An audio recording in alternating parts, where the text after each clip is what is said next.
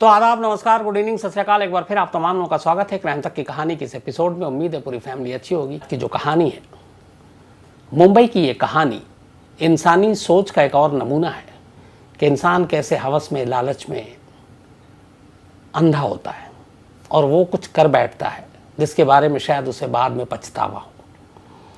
मुंबई के Santa cruise के एक पॉश एरिया में एक फैमिली रहा करती थी। फैमिली के मुखिया थे कमलकांत शाह।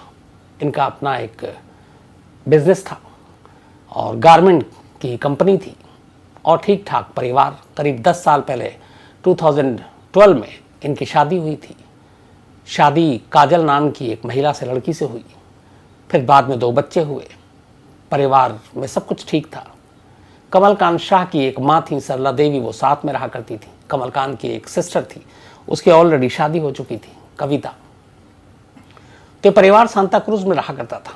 धीरे धीरे वक्त बीता, बच्चे भी अब बड़े हो गए, 8-9 साल के। वक्त के साथ अब पति पत्नी के रिश्तों में थोड़ी कड़वाहट और खटास आने लगी। फिर आए दिन झगड़ा होने लगा। इस साल की शुरुआत में 2022 के झगड़ा इतना बढ़ा कि काजल जो है अपने दोनों बच्चों को लेकर अपने मायके चली गई। कमलकांत को उसने छोड़ दिया। अब कमलकांत यहाँ अकेले, लेकिन कमलकांत के पास पैसे थे, दौलत थी। थोड़े दिनों के बाद काजल को एहसास हुआ कि पति को छोड़कर बच्चों को साथ लाने के बाद शायद उनकी परवरिश अच्छे से नहीं हो रही है। परवरिश के लिए पैसे चाहिए और पैसे पति के पास।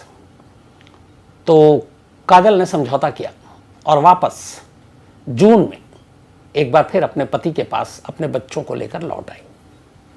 जून में घर आई, सांता क्रूज में रहने लगी। अब सब कुछ ठीक चल रहा था। जून और जुलाई ठीक बीता, लेकिन फिर अगस्त में, ये बात है 24 अगस्त की, अचानक कमलकांत के पेट में दर्द उठा। कमलकांत को लगा कि पेट में दर्द है, कुछ उल्टा पुल्टा खा लिया होगा। उन्होंने अपने फैमिली डॉक्टर को दिखाया। डॉक्टर ने भी दवा दी, लेकिन दर्द कम नहीं हुआ। फिर भी थोड़ा कम हो, फिर बढ़े, बट लगातार ये दर्द जारी रहा। फिर डॉक्टर ने भी कहा कुछ समझ में नहीं आ रहा। कुछ टेस्ट भी लिखे डॉक्टर ने, उससे भी कुछ समझ में नहीं आया। जब समझ में नहीं आया तो फिर आखिरकार डॉक्टर ने कहा कि एक बार फुल चेकअप के लिए आप हॉस्पिटल चले जाएं। और इसके बाद तबीयत ज़्यादा बिगड़ी तो फिर इनको बॉम्बे हॉस्पिटल में एडमिट कर दिया गया। अब कमलकांत को बॉम्बे हॉस्पिटल में एडमिट किया गया। डॉक्टर ने चेक किया, सब नॉर्मल, दवा ववा दी, हालत भी ठीक होने लगी। लेकिन वो वापस घर भी आए, लेकिन फिर तबीयत बिगड़ी, फिर वापस बॉम्बे हॉस्पिटल गए। इस दौरान में डॉक्टर ने कुछ टेस्ट लिखे थे, उसकी रिपोर्ट नहीं आई थी और डॉक्टर ने नॉर्मली सब देखा कि आपको कोई इशू नहीं है।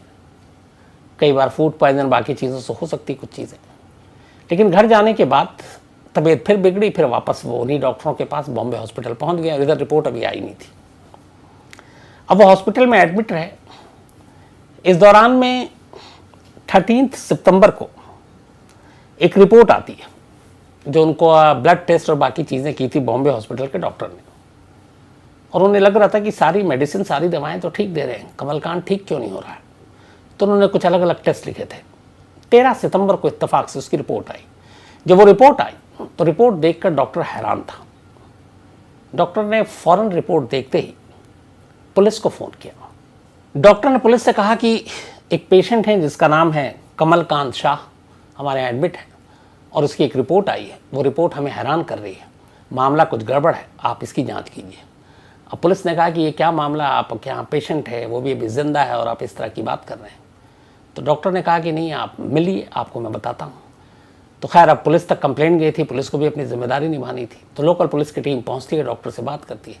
डॉक्टर उन्हें बताते हैं कि देखिए हमने इनकी ब्लड टेस्ट कराई, उसमें 2 रिपोर्ट ऐसी है जो नॉर्मली नहीं होनी चाहिए। एक रिपोर्ट जो थी इसमें वो थी इनकी आर्सेनिक की, आर्सेनिक, और दूसरी रिपोर्ट जो थी वो थी थैलियम की। अब ये दोनों रिपोर्ट में डॉक्टर ने बताया कि ये रिपोर्ट बहुत बढ़ी हुई। तो पुलिस ने कहा इससे क्या फ़र्क पड़ता है, क्या होता है। तब उन्होंने कहा कि इंसान के लिए दोनों चीज़ें बॉडी में ज़रूरी भी हैं, आर्सेनिक भी ज़रूरी है, थैलियम भी ज़रूरी है, लेकिन एक तय मात्रा तक, एक तय मकदार तक। इसके बाद अगर होता है तो फिर गड़बड़ है, फिर ये पॉइजन बन जाता है। लेकिन जो ब्लड रिपोर्ट आई है उसके हिसाब से कमलकांत शाह की बॉडी में जो आर्सेनिक है वो अराउंड 400 गुना ज़्यादा बढ़ा हुआ है, 400 गुना ज़्यादा। जो थैलियम है वो करीब 365 गुना ज़्यादा बढ़ा हुआ है। और नॉर्मली ये केस डॉक्टर ने कहा कि हमने कभी देखा नहीं है। तो पुलिस ने कहा कि ये क्यों बढ़ता है, तो उसने कहा कोई वजह नहीं है, हमें डाउट है कि इन्हें ये अलग से दिया जा रहा है। अब कोई भी शख्स अलग से आर्सेनिक या थैलियम जैसी चीज़ें जो देश में बैंड है, सिर्फ कुछ खास काम के लिए यूज़ होता है और उसके लिए भी आपको लिखत पढ़त में ये लेना पड़ता है। तब लोकल पुलिस ने बात की इस बारे में और उसका तो उन्होंने कहा चलो अभी कमल कांशा हॉस्पिटल में है। 13 सितंबर को रिपोर्ट आई थी, उसके बाद डॉक्टर ने पुलिस को बताया था।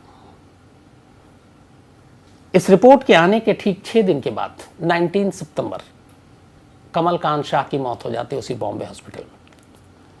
अब जब मौत हुई तो डॉक्टर ने उसी पुलिस को वाले को बताया कि मैंने आपको उनकी रिपोर्ट बताई थी, मुझे कोई डाउट था, उस पेशेंट की मौत हो गई है।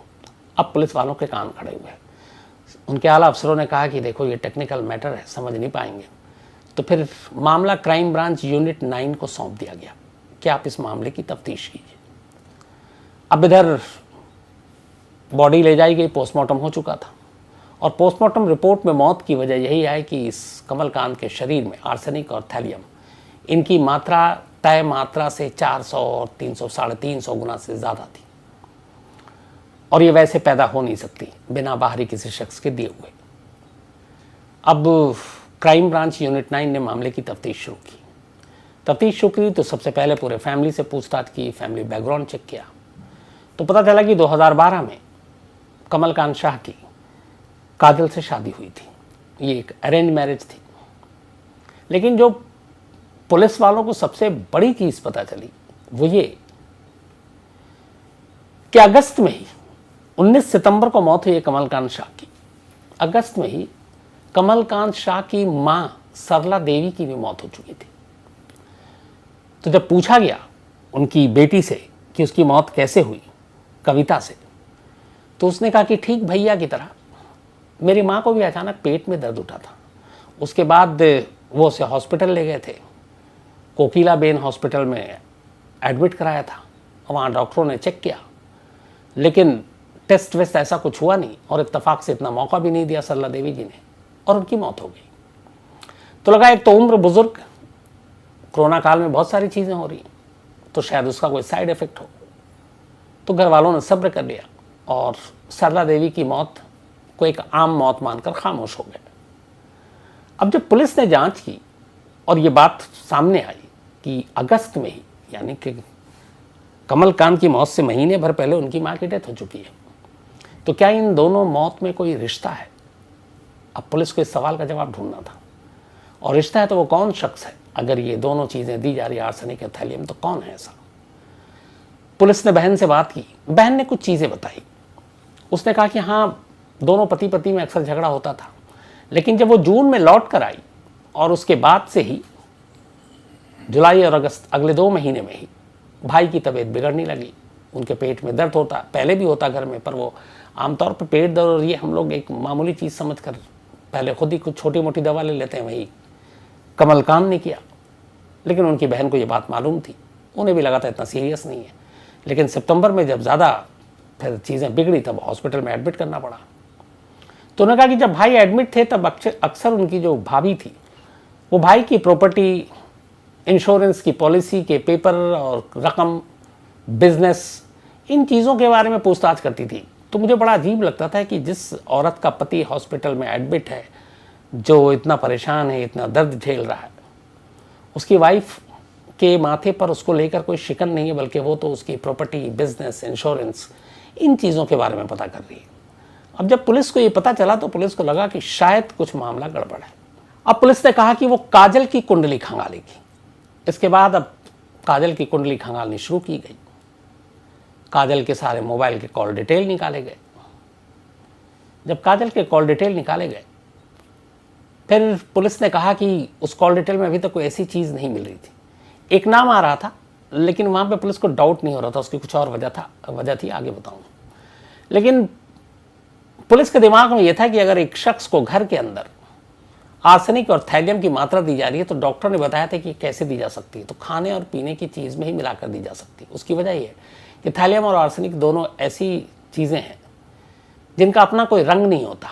जिस चीज़ में इनको मिला दो, जैसे पानी है, पानी का अपना रंग नहीं होता, तो उसी में घुल मिल जाते हैं और इनका अपना कोई निशान नहीं छोड़ते। इनका कोई स्वाद नहीं होता इन दोनों चीज़ों का, थैलियम और आर्सेनिक का, कि आप किसी चीज़ में मिलाओ और सामने वाला कहे कि अजीब सा टेस्ट आ रही है, तो बेस्वाद है, कोई स्वाद नहीं, कोई रंग नहीं। तो आप बड़ी आसानी से इसको खाने में, जूस में, चाय में, कॉफ़ी में, ड्रिंक में, कोल्ड ड्रिंक में मिला सकते हैं। तब जब ये पुलिस को पता चला तो पुलिस ने कहा कि अब खाना तो घर में बनता होगा, 2 बच्चे भी हैं, पत्नी भी है, माँ भी थी उस वक्त, और अगर ये मिलाया जा रहा घर के अंदर तो सिर्फ कमलकांत पे कैसे असर, बाकी फैमिली वाले कैसे बच सकते हैं। तो पुलिस ने सबसे पहली एक चाल चली, उसने कहा काजल से कि एक काम करते हैं, आपका भी हम लोग ब्लड टेस्ट कराते हैं, क्योंकि ये डॉक्टर ने बताया और हो सकता है कोई आपके परिवार का दुश्मन हो जो ऐसी चीज़ें डाल रहा हो, तो अगर आप में भी है तो आपकी सेफ्टी भी हो जाएगी और हमें पता भी चल जाएगा। लेकिन काजल ने साफ मना कर दिया, उसने कहा मैं ये टेस्ट नहीं कराऊंगी। यहाँ से पुलिस का माथा ठनका और पुलिस को कुछ डाउट हुआ। अब पुलिस ने पूरा अपना जो मामला था वो सारा काजल के इर्द गिर्द घुमा दिया। अब पुलिस ने उसके सारे कॉल डिटेल दोबारा से चेक किए। जब दोबारा से चेक किए तो ऐसा कोई नंबर नहीं मिला जिससे कोई शक हो, लेकिन एक नंबर मिला, लेकिन उस नंबर पे ये भी था कि ऑलरेडी कमलकांत के भी नंबर चेक किए, उसमें भी वो नंबर था। तो पता चला कि काजल इधर काफ़ी बात करती थी। जिस शख्स का नंबर था उस शख्स का नाम था हीरेन, और इसी फ़ोन नंबर पे वो लगातार हितेश जैन, तो हितेश जैन बात क्या करता था। अब पता चला हितेश जैन कौन है, पुलिस ने ढूंढना शुरू किया तो फैमिली से पता चला कि हितेश जैन कमलकांत शाह का बचपन का दोस्त है। दोनों बचपन में एक साल स्कूल में पढ़े, कॉलेज गए और बचपन की फ्रेंडशिप है, घर भी आना जाना था। तो अब हितेश जैन और काजल का क्या रिश्ता हो सकता है।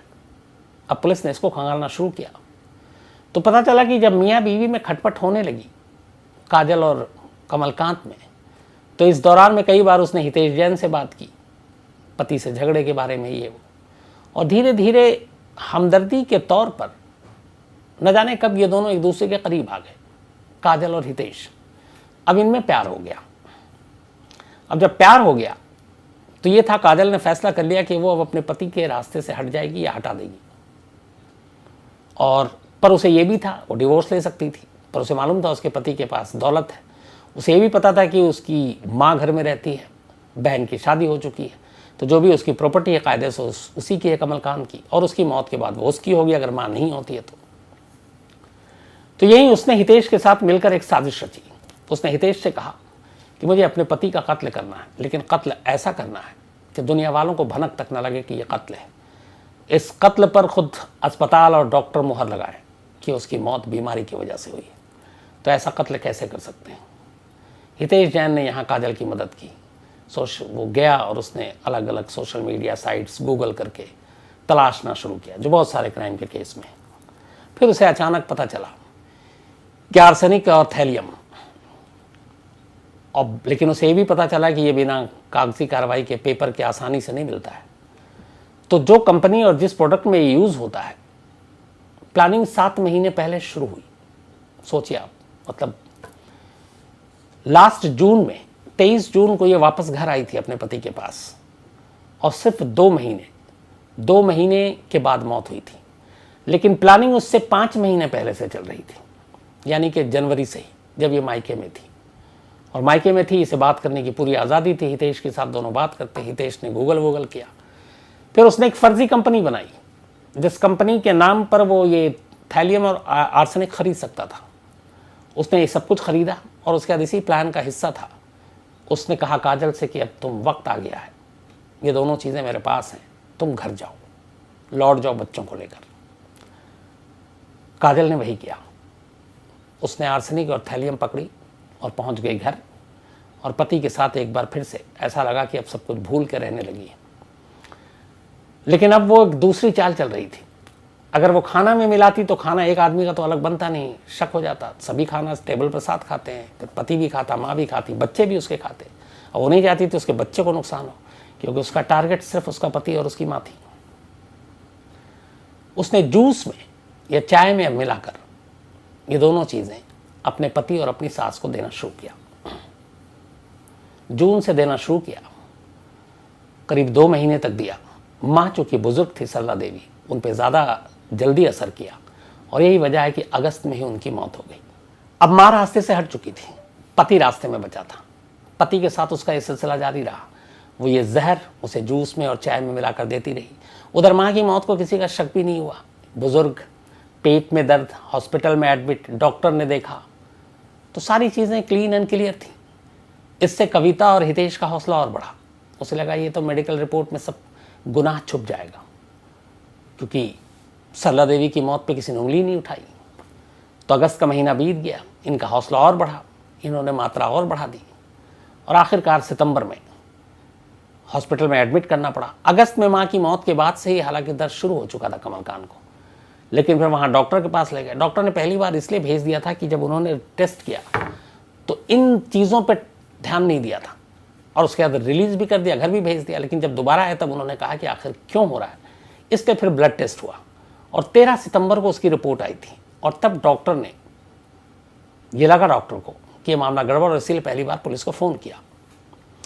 पर इत्तेफाक से उसके 6 दिन के बाद ही 19 सितंबर को कमलकांत की मौत हो गई थी। तो 7 महीने से प्लानिंग थी, 2 महीने से लगातार किस्तों में जहर देकर मारा जा रहा था। तो माँ की मौत के बाद अगस्त में माँ की हुई और सितंबर में खुद कमलकांत की हो गई। पुलिस अब तफ्तीश अपनी करती रही, आगे बढ़ती रही, क्योंकि उसे सबूत जुटाना था। पेचीदा मामला यहाँ पे था और यहाँ पे फंस गया कि चूंकि माँ की मौत हॉस्पिटल में हुई थी, डॉक्टरों ने ऐसी कोई चीज़ पाई नहीं, अंतिम संस्कार भी हो चुका था, तो माँ को यही 2 चीज़ें देकर मारा कविता और हितेश ने। अब ये साबित नहीं हो सकता था, सिर्फ कहानी हो सकती थी। लेकिन ये था कि जिस तरीके से सिम्टम थे, पेट दर्द और ये सब एक थे, लेकिन प्रूफ नहीं था, क्योंकि माँ का ब्लड टेस्ट और उसमें ये आर्सेनिक और थैलियम नहीं आया था। तो ये हर सारी चीज़ें हुई।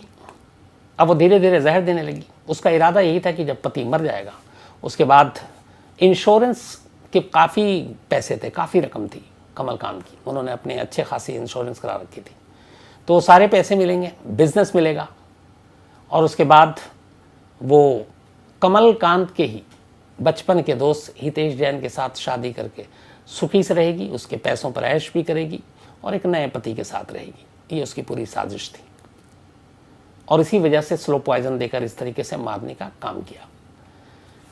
प्लानिंग पूरी की थी, लेकिन वही है कि और माँ की मौत से हौसला भी बढ़ा था सरला देवी की, लेकिन उसे ये मालूम नहीं था कि ब्लड टेस्ट में ये पकड़ में आ जाएगा और डॉक्टरों को ये फ़ौरन पता चल जाएगा कि ये मामला क्या है, क्योंकि ये दोनों चीज़ें बॉडी में ज़रूरत से ज़्यादा मात्रा में बरामद होने का मतलब ही यही है।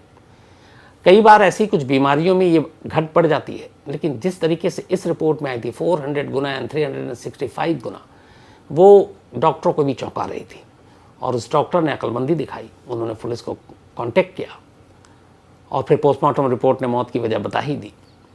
तो ये सारी चीज़ें अब सामने थी। दोनों को पुलिस ने आखिरकार 3 दिसंबर को गिरफ्तार किया।